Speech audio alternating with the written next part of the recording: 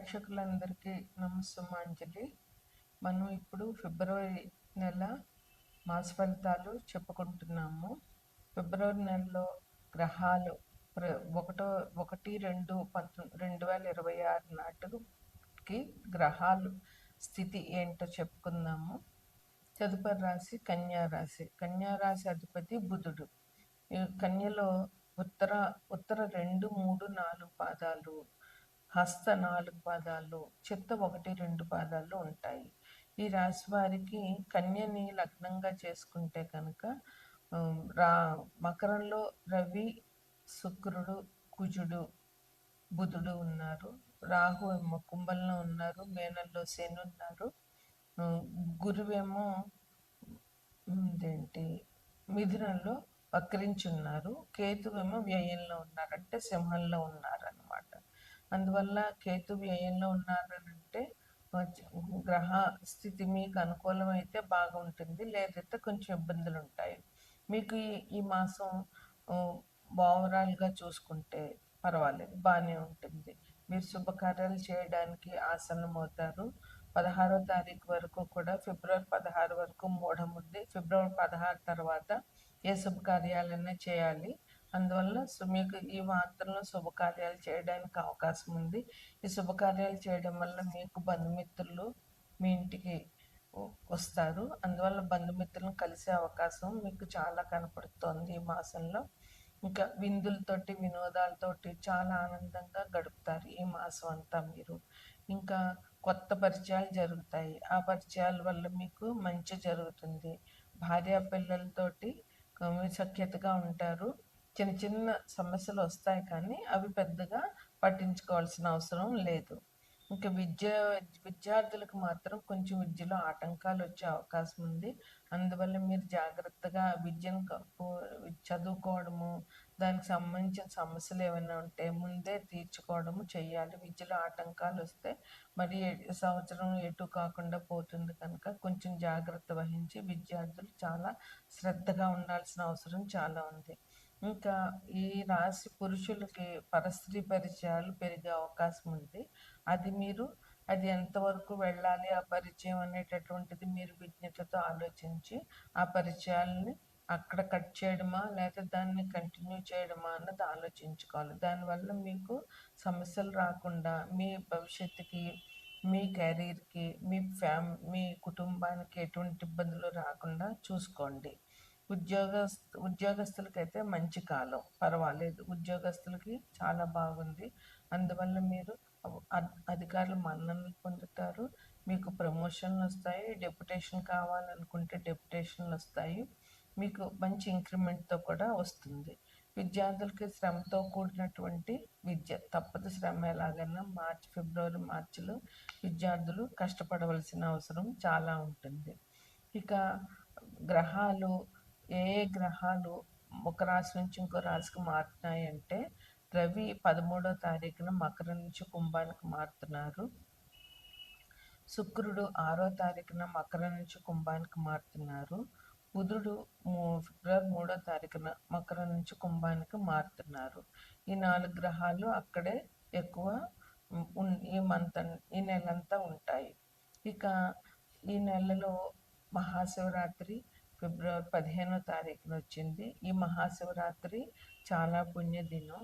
అందువల్ల ఈ రాశి వారు జాగ్రత్త వహించి శివుడికి అభిషేకాలు చేయించడము, శివాలయ సందర్శనం చేయడము, మీకు చేతనైతే ఇంట్లో అభిషేకాలు చేసుకోవడము, ఓపిక ఉంటే, శక్తి ఉంటే ఉపవాసం ఉండడము, అదేవిధంగా మీరు శివాలయం సందర్శన చేయడము, జాగరణ చేయడము, వీటి వల్ల మీకు ఇంకా మంచి జరిగే అవకాశాలు ఈ మాసంలో కనిపిస్తాయి. మేషరాశి వారికి 12వ ఇంట్లో శని ఉండడం వల్ల ఇబ్బందులు అనేటటువంటివి జరిగే అవకాశం ఉంటుంది. ఎందుకంటే శని మేషరాశి వారికి ఇది కూడా జరుగుతుంది, ఏలినాటి శని కూడా జరుగుతుంది కనుక.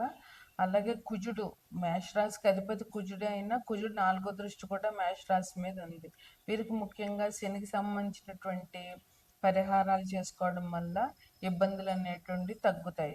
అందుకని శివాభిషేకాలు చేయడము, శనికి సంబంధించిన హనుమాన్ చాలీసా పారాయణ చేయడము, హనుమాన్ టెంపుల్కి వెళ్ళడము అనేటటువంటివి ఈ రాశి వారికి మంచి పరిహారాలుగా చెప్పవచ్చు. ఇక శివరాత్రి రోజున తప్పకుండా శివాభిషేకం చేయడం వల్ల వీరికి శని నుంచి వచ్చేటటువంటి ఇబ్బందులు తగ్గుతాయి.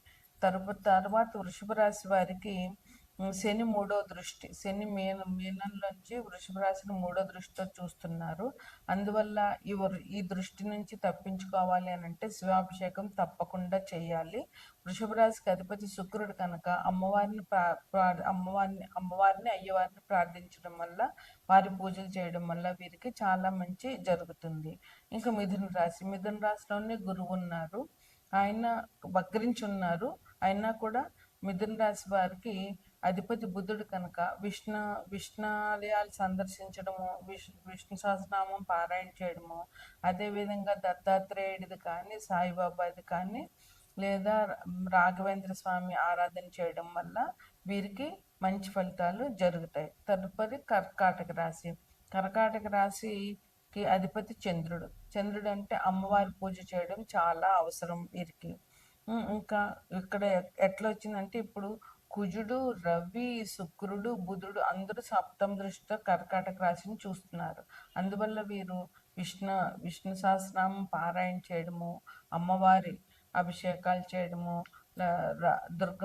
లలితాదేవి కానీ రాజరాజేశ్వరి కానీ ఏదైనా అమ్మవారి పూజ చేయడము, లక్ష్మీదేవి పూజ చేయడము, అట్లాగే శివాభిషేకం చేయించడము, అభిషేకాలు చేయడం వల్ల ఈ రాశి వారికి ఇంత దృష్టి తగ్గుతుందన్నమాట. తర్వాత సింహరాశికి అధిపతి రవి అనుకూలంగా ఉండాలి అని అంటే విష్ణుని పూజించాలి. ఇంకా సింహరాశికి రాహు 7వ దృష్టి ఉంది, కుజుడు 8వ దృష్టి ఉంది. అందువల్ల కుజుడు దృష్టిని తప్పించుకోవాలంటే సుబ్రహ్మణ్యేశ్వర స్వామి ఆరాధన చేయాలి. రాహు దృష్టి నుంచి తప్పించుకోవాలంటే రాహుకేతువులు పూజ చేయడము, మంగళవారం నాడు దుర్గాదేవి ఆలయంలో రాహు దీపాలు పెట్టడము, ఆదివారం కూడా రాహు దీపాలు పెట్టుకోవడము, అట్లాగే అమ్మవారి ఆరాధన, దుర్గాదేవి ఆరాధన చాలా మంచి జరుగుతుంది అన్నమాట. సింహరాశి కన్యారాశి వారికి మీనంలో ఉన్న శని కన్యారాశిలో 7వ దృష్టితో చూస్తున్నారు. అందువల్ల కన్యరాశి వారికి అధిపతి బుధుడు కనుక బుధుడు కోసం విష్ణు సహస్రనామం పారాయణ చేయడము, శివాభిషేకం, శని దృష్టి నుంచి బయటపడాలంటే శివాభిషేకాలు చేయడం చాలా మంచిది.